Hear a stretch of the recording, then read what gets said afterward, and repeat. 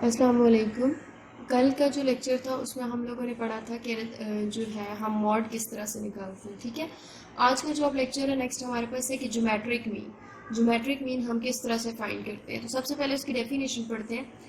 nth root of the product of the observation, यानी आपके पास जितनी भी आपके पास वैल्यूज गिवन होगी, जितनी आपके पास ऑब्जर्वेशंस गिवन होंगी, उनका आपने प्रोडक्ट निकालना और उनका फिर आपने रूट ले लेना है। ठीक है, एक तो ये चीज़ होती है। अच्छा, एक बात हमारे पास ये याद रखनी है कि एक भी कोई ऑब्जर्वेशन अगर आपके पास जीरो होती जाती है तो आप जो है उसका ज्योमेट्रिक मीन कैलकुलेट नहीं कर सकते। और अगर हम दूसरे फार्मूला की तरफ आए जो सिंपल सा फार्मूला और इजी भी है एज कम्पेयर टू दैट, तो हम क्या कहते हैं कि अनग्रुप के लिए और ग्रुप के लिए हम ये फार्मूला ऑलमोस्ट यूज करते हैं। ठीक है, तो जो अनग्रुप डेटा का फार्मूला होता है ज्योमेट्रिक मीन, उसमें किसके इक्वल होता है, एंटी लॉग। मतलब आपने जितनी भी आपके पास वैल्यूज गिवन है, ठीक है, उनका सबसे पहले लॉग लेना है। उसके बाद आपने उनका सम करना है और डिवाइड कर देना है टोटल नंबर्स पे, और देन आपने एंटी लॉग उसका अप्लाई कर लेना है। अब ये तो हमारे पास था सिंपल सा फार्मूला अनग्रुप के लिए। ठीक है, और ग्रुप के लिए जब मैंने पहले भी ये बात डिस्कस की थी कि जब भी हमारे पास ग्रुप आते, ग्रुप डाटा की बात करते हैं हम फ्रीक्वेंसी इन्वॉल्व करते हैं उसके अंदर। तो यहाँ पर भी बाकी सेम फार्मूला आपका एज इट इज रहेगा। ठीक है, तो आप क्या करेंगे, डायरेक्ट फ्रीक्वेंसी के साथ, मतलब पहले आपने एक्स जो है आपकी ऑब्जर्वेशन आपको गिवन है, आपने उनका लॉग लिया और उसको मल्टीप्लाई किया अपनी फ्रीक्वेंसी के साथ, फिर उनका आपने सम लेना है और डिवाइड कर देना है आपने टोटल फ्रीक्वेंसीज पे, और उसका एंटी लॉग अप्लाई करना है। अब जो एक और फॉर्मूला बेसिक आता है ना हमारे पास, वो ये हम कहते हैं, चले इस एग्जाम्पल पे हम वो अप्लाई करके देख लेते हैं। हमारे पास सबसे पहले देखिए एग्जाम्पल में हमें तीन वैल्यूज गिवन है, तीन ऑब्जर्वेशंस गिवन है। उन्होंने क्या फाइंड करे, ज्योमेट्रिक मीन। अब देखिए जो हमने डेफिनेशन पढ़ी थी, nth root of product of the observations, तो इससे हमें क्या पता चलता है कि ज्योमेट्रिक मीन आपके पास किसके इक्वल होगा, यानी product of the observations. Observations कितनी है हमारे पास, x1 है ऑब्जर्वेशन आपके पास, x2 है आपके पास ऑब्जर्वेशन, और x3 आपके पास ऑब्जर्वेशन है। ठीक है, और उनका nth रूट, यानी आपके पास जो है वो क्या आ जाएगा, उनका रूट। और कितनी वैल्यूज है आपके पास, 3 वैल्यूज है। यहां से हमें पता है कि ये चीज किसकी इक्वल होगी आपके पास, 1/3। अब x1 की वैल्यू क्या है आपके पास, 4। ठीक है, उसके बाद x2 की आपके पास वैल्यू क्या है, 4, और x3 की वैल्यू आपके पास क्या है, 4।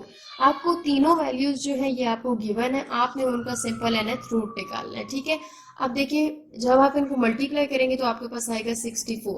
सही है, अब हमने आंसर अपना निकालना है, तो सिंपल हम जैसे काम करते हैं, 4 का की पावर 3, ये 3 से कैंसिल, आपका ज्योमेट्रिक मीन जो है वो 4 आ गया। यहाँ ये जो चीज मैंने बेसिक आपको निकालने सिखाई है, या हमने सिंपल, अगर आपको कहा जाए कि बाय डेफिनेशन इसको सॉल्व करें, तो हम बाय डेफिनेशन ये वाला फॉर्मूला यूज करते हैं। ठीक है, अगर लेट सपोज हमें कहा जाए कि जी आप दूसरे फॉर्मूला से सॉल्व करें, तो आप उससे भी इजीली कर सकते हैं। कैसे करेंगे, हम अभी कर लेते हैं। Geometric mean is equals to दूसरा अगर फॉर्मूला हम अप्लाई करें तो anti log of summation log of x divided by n. यही बात है ना। सबसे पहले यानी हमें यहाँ पर x की, मैं आपको सिर्फ ओवरव्यू दे देती हूँ उस चीज का। x की वैल्यूज यानी x1 की वैल्यू, x2 की वैल्यू, x3 की वैल्यू, जितनी भी वैल्यूज गिवन होगी आप वो लिखेंगे सिंपल। उसके बाद आप उन वैल्यूज का क्या करेंगे, लॉग लेंगे। जो भी आएगा यहाँ पर आपकी कुछ वैल्यूज आएंगी, आप लॉग लेंगे जब। अब जब आपके पास लॉग आ गया यहाँ पर, फिर आप लॉग वाली वैल्यूज का ना सम लेंगे। ठीक है, यहाँ पर एक वैल्यू आएगी आपके पास, आप क्या कहेंगे, आप कहेंगे जी मेरे पास summation of log of x जो है वो आ चुका है।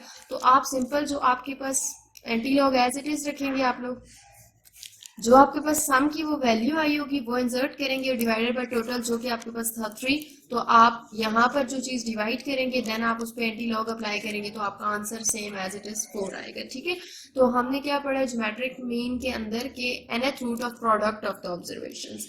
तो इसमें हम क्या करते हैं, हम सिंपल हर तरह से इसको फाइंड कर सकते हैं ज्योमेट्रिक मीन को। अगर ग्रुप डाटा है तो हम किस तरह से निकालेंगे, और अगर हमारे पास अनग्रुप डाटा है तो किस तरह से निकालेंगे।